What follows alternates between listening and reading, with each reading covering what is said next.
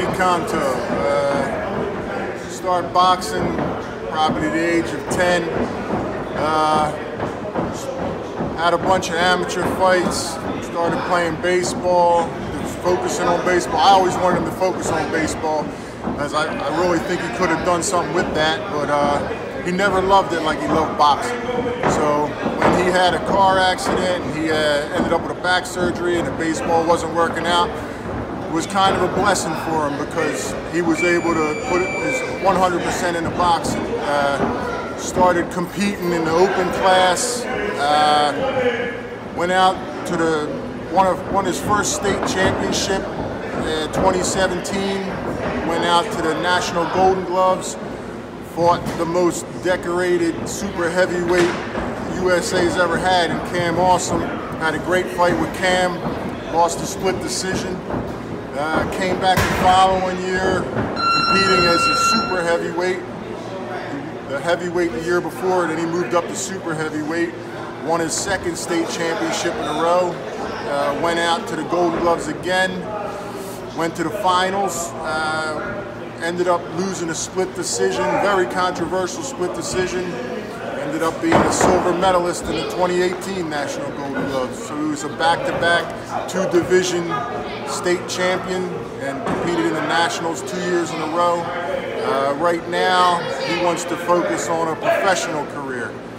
He's got a lot of the top promoters in the sport interested in him, and we're just going to go from there. Try to feel out what's the best deal for him and what works the best, and just take it from there. He's on the next level now, so that's where we're headed.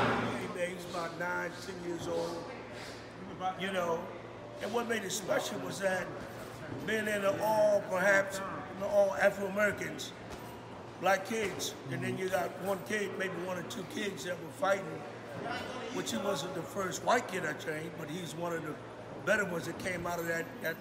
Sonny was like 8, 9 years old, like I said. I knew then he was somebody special. He was special for 2 reasons. Number one, he was getting quality training because I had a whole bunch of them. He was one of the only amateurs I was still working with. So he got quality training from the time he ever came into my gym.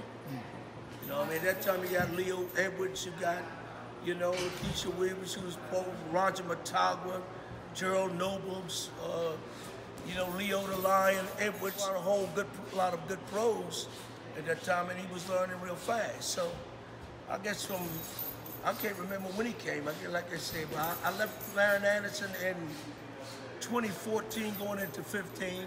I've been here at King Sesame since that time. Sonny was in the gym, didn't miss no time, and his father learned to coach and fight in Marion Anderson. Now he's coaching with his son, working with his son. So it's all good stuff come out of there, good stuff. He came back once he wanted to play baseball, come back weighing about 165. I see him again, he 170. He done went through what, 4 or 5 different divisions. I had no problems at any given time since the day this kid walked in the gym. Inside Podcast, I'm here with my man Sonny, you know, next champ of the world, man. What's going on with you? How you doing, man? Good. Yeah, that's what's up, man. You want to tell people? Sorry, go ahead, baby. Thank you for, reaching out and wanting to do this. For real. Appreciate it. Man, this is all networking, man. All publicity is good publicity. Right. So, I don't know about all publicity is good publicity. Most people. I know all publicity. Absolutely. I must say, I don't know all publicity.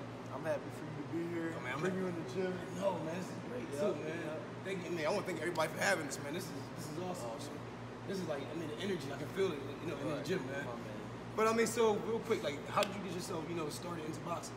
So starting boxing, I had my cousin was originally boxing, and he took me to Joe Hands with him. I went to Joe Hands, and he didn't stick it out. Right. And we were always together. He didn't really, have a father in his life, so my dad was like his dad. Okay. And we were always together every Sunday. It was like a ritual. We used to fist fight. Right. I would have the bloody nose. He would have the bloody nose. Right. So we went to Joe Hands boxing gym, and I watched him, and he didn't stick it out. Right. So I went home, and I was about 10 years old, and I went to my mom, and I said, Mom, I want to box. Right. You know? And, you know, I played baseball growing up from Right. T-ball Right. I remember that, to college, Mhm. you know? And my dad had always shied me away from boxing. Okay. You know, he never really wanted me to take that route. Right. But that's what my heart was in. So anyway, my mom brings me to the boxing gym at 10 years old to Marion Anderson, 17th and Fitzwater, Okay. with Rev, All right. right? Shout out Rev. Well, Shout out Rev. I walk in the door, you know, Rev's probably like, oh, who's this white kid? You don't want to box. You know? He's not serious or whatever. So Right. I'm like, let me hop on the speed bag. I was like, boop, boop, boop, boop, boop, boop. He said, oh. He turned around. He's like, you want to box? I said, yeah. Right. Next day, I was in the gym. Hank Lundy, shout out Hank Lundy. He put me on to the workouts and stuff. You know, that was kind of like I looked up to him. He was a pro in the gym. Right. He was like 10-0 at the time. Okay. You know, he's always been like my old head, little old head. Little head. Okay. And then it's just been history ever since. Ever since then, right? So then in high school, I could never pursue baseball because of my grades Oh, okay. and stuff like that. Right. So anyway, I was just boxing in high school, you know, and I went to college, community college. Okay. I walked on for the baseball Right. team. Okay. I made the baseball team. Shout out RCGC, Roadrunners. We went to the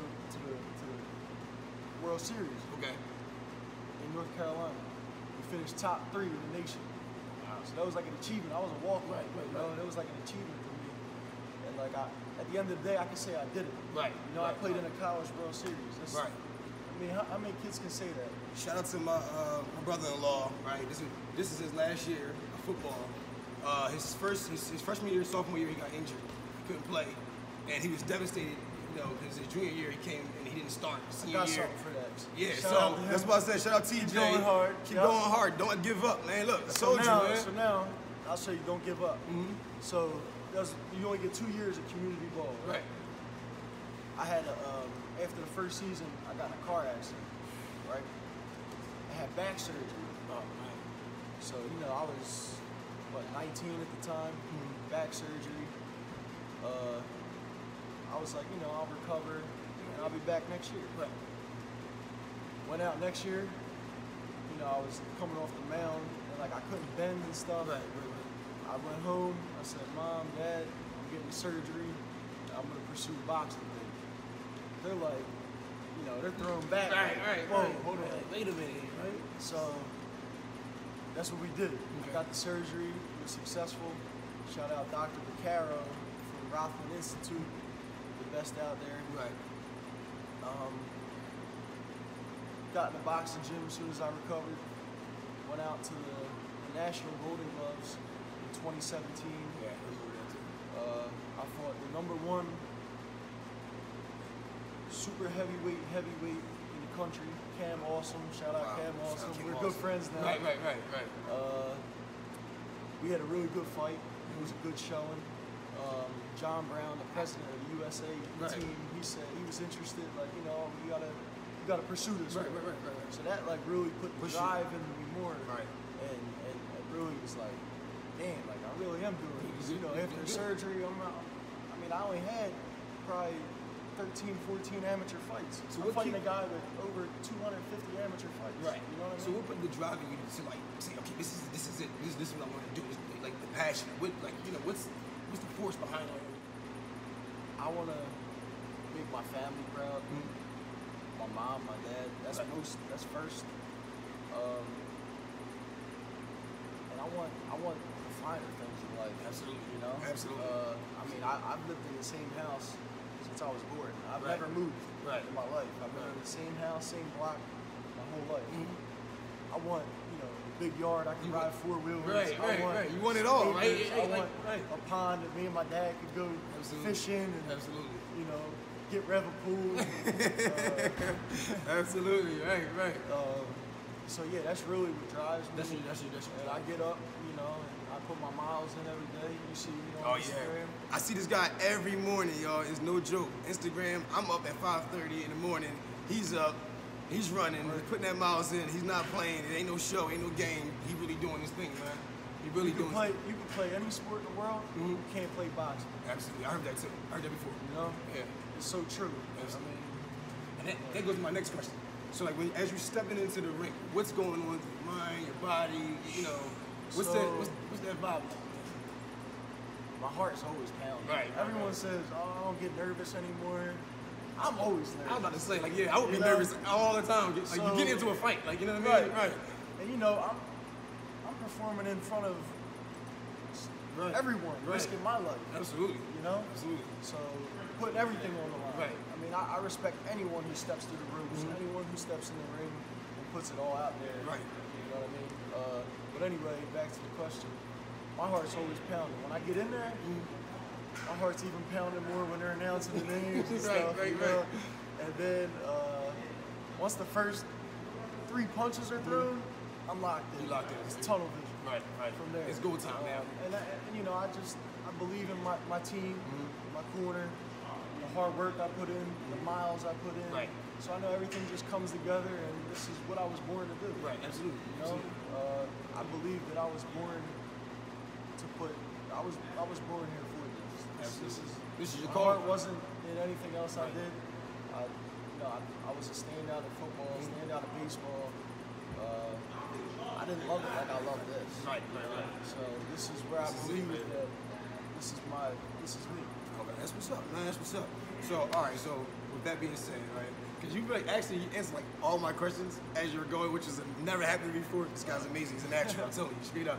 But so, my final question I want to ask you really: how big was the movie Rocky? Growing up as a Philly kid, because I know me watching the movie. I'm watching the movie, I'm like, oh my God, and then you seen the, you seen the streets he run down, you recognizing these streets, you're like, oh, I know this guy. That was big. I wanted to become a boxer until I actually got in the ring, and then somebody, hit me, and I was like, okay, this is over for me, I'm never gonna do this again. But, growing up with Rocky, you know, the Italian style, Right. Italian, it's just like the story all went together. So I kind of put a little drive in it. Right. You know? Right. Like, I was like, you know, Rocky was great, you know, it's a fiction. It's fake. It's a but fictional character, right. At the same time, he's from Philly. Absolutely. He's Italian. Right. He's a heavyweight. Everything. is me. Right. Like, So right. I feel like I need to be the real Rocky. Right, absolutely. You know what I and mean? that's what, and I'm gonna be honest with you, that's what kind of made me think about that question. And I was like sitting there, I'm like, yo, wait a minute. This is South Philly. Wait, this is like, he can be, this story can be rewritten. marketable.